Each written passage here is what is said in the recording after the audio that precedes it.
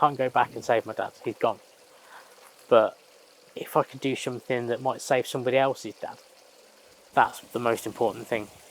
And that's all I want to do. That's all that I've tried to do for the last 3 years.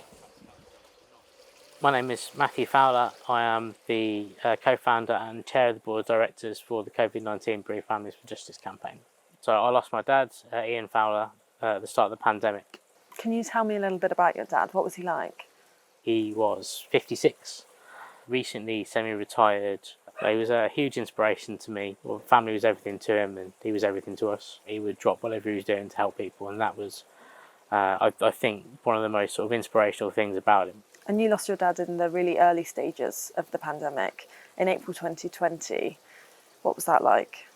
It's been difficult for me. I think from my perspective, because of everything that I've been involved in the time since, and the work that we've been doing to try and rectify some of the failures that have happened over the course of the pandemic, that I've not really given myself time to grieve.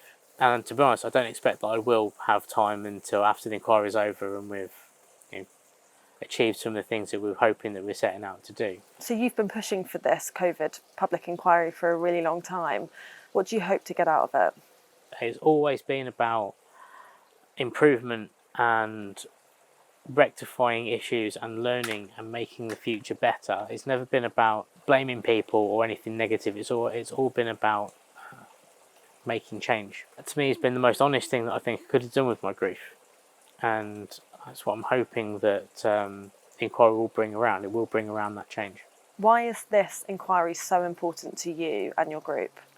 This has been an ongoing battle. It has been an incredibly difficult and draining task to get us to this inquiry, and I feel like I've lost a bit of myself along the way doing it. And the only reason that we have it is because we backed them into a corner and they couldn't turn us down any longer. But they never wanted to do it. They didn't want this inquiry. They don't want the truth to come out. Delay in lockdown is really significant to my story in particular, because that was the time where Dad ended up catching it. We're not sure exactly where, but we think he possibly may have caught it while attending a pool game at the local pub. And had lockdown been in place, then he wouldn't have been at the pub and he would not have caught COVID. How does that make you feel? It's hard. It's hard to deal with. So I think I've been angry for 3 years now, and I don't think that anger is going to go away anytime soon. Things shouldn't have happened the way they did, and my dad should still be here. And I don't think there's any real argument against that. What could the government have done differently that would mean that your dad might still be here today? Firstly, and again, most important to me, is looking at the necessity to lock down. You need to be acting sooner rather than later. The other thing is border control. With the UK being such a massive global transport hub, it was almost inevitable that we were going to be seeing transfer to the UK sooner rather than later. I think the decisions that were made around that, again, looked at the economy rather than public health. When did you set up your group and why did it come about? We set up the group on the 30th of April 2020 and people started joining us immediately. It was Breedy Jackson Cantor, the legal firm, that got in contact with us and said, okay, we see what you're doing. We think the way you could achieve this is with public inquiry. And that's when we started working towards it.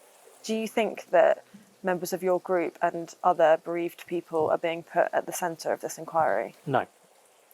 That is something that we were promised that we would be front and centre for the inquiry, and to be honest with you, particularly in the setup of the inquiry, we were very much kept at arm's length. And you're campaigning for bereaved people to have better support.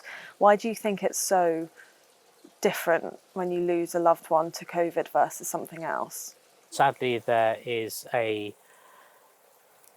I want to say a vocal minority, and I hope it's a minority, but they are very vocal and very aggressive that will question your loss.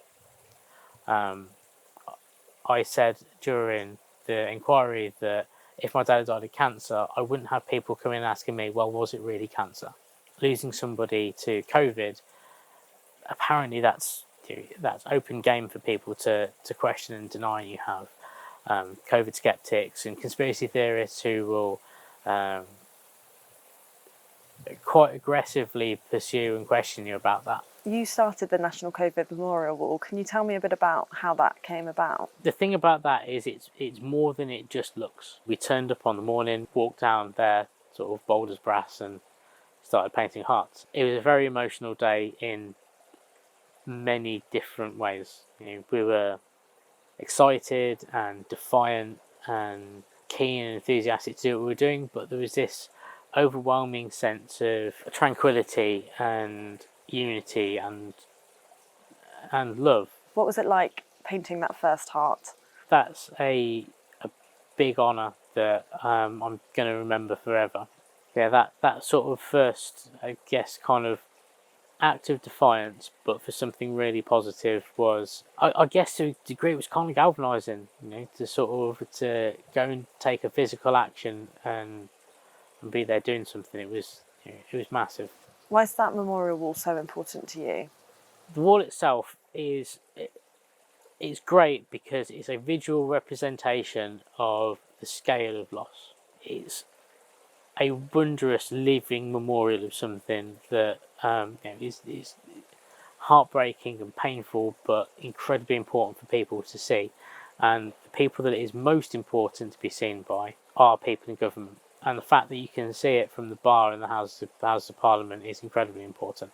Every time they go out on that terrace, they can look across the water and see a wall of red. And it's a reminder of the consequences of making bad decisions.